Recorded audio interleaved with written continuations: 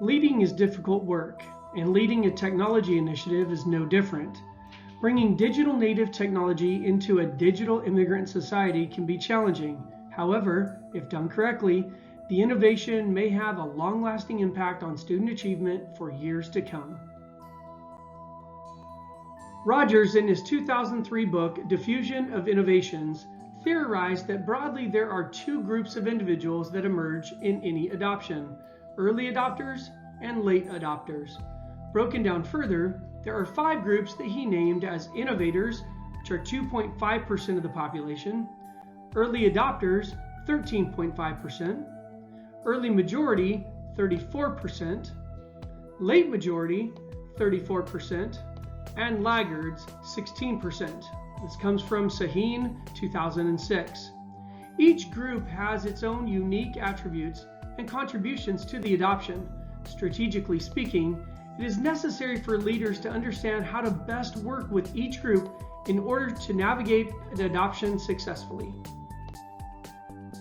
Gupta et al. 2020 says that the digital era is having an impact on all sectors. No individual or institution in higher education can evade the disruptive changes that technology has brought about. Recognizing that technology is a disruptor and it is impacting all sectors, education especially, for leaders in a system, one should embrace that this is a challenge for all leaders of today. The best way to utilize early adopters is to leverage their strengths, encourage innovators through increasing their access to venues that give them ideas, support their work to bring in new ideas, and utilize those ideas to push innovators into the stream of your organization. Recognize and empower the early adopters and their influence in your building. Give them opportunities to embrace innovators' ideas and give them the stage to share building-wide. Recognize when the early majority moves, as the timing is now right to have critical mass for your adoption.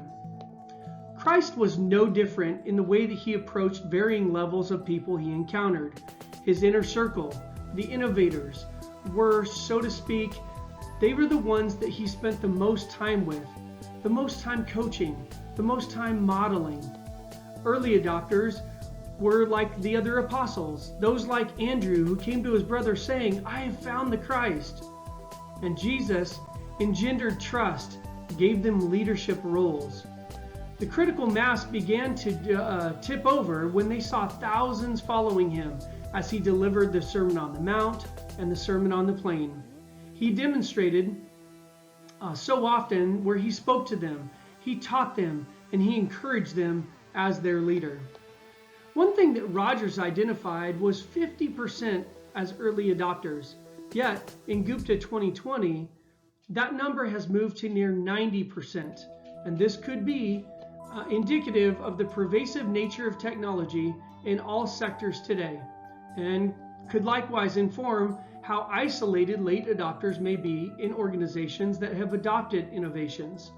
Now, let's address how we work with this group. Now, it is time to work on the late adopters. In working with the late majority, it is crucial to allow their peers to influence and direct their adoption efforts. Expect movement. Push initiatives which will increase the likelihood that through their networks on campus they will adopt. One must also ensure that adopters are not moving toward discontinuance. Leaders need to keep innovations on the forefront, otherwise it supports a "this too shall pass" mentality, which is all too prevalent in educational organizations today. Laggards are a difficult group to move, as with too little support they will feel overwhelmed and move just near compliance. Individual coaching, appealing to their relationships, and the use of data to indicate needs are all too necessary for this group. Milner 2010 described working with this group as needing frequent monitoring with stair-stepped, tangible goals. Also, Gupta et al. 2020 identifies that strong technology leadership is key, and this would be a group of individuals that would likely need to lean on that leadership. Also, Gupta et al. Recognizes this group as shrinking estimated to only be now 10% of the total.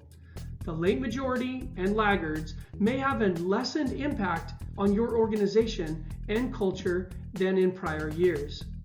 Christ continued to work against the masses against him and with the opposition. He confronted their beliefs and challenged their inward attitudes. He saw their hearts. Leaders need to, at times, have difficult conversations and stand against a challenge. This can be done with the love of Christ, just how he showed us so well. Jesus Christ saw their hearts, and in nearly all instances when he was one-on-one, he spoke tenderly, yet with firm directives. Like the woman caught in adultery, he said, "Go and sin no more."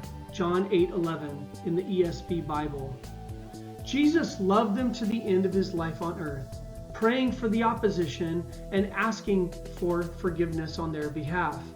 And he loves them still, stating his wish for them to come to repentance in Luke 5:32. He is waiting still. We can, in all ways and in all facets of our life, learn from the role model, for his name is Wonderful Counselor, Mighty God, Everlasting Father, Prince of Peace. Isaiah 9:6 in the ESV.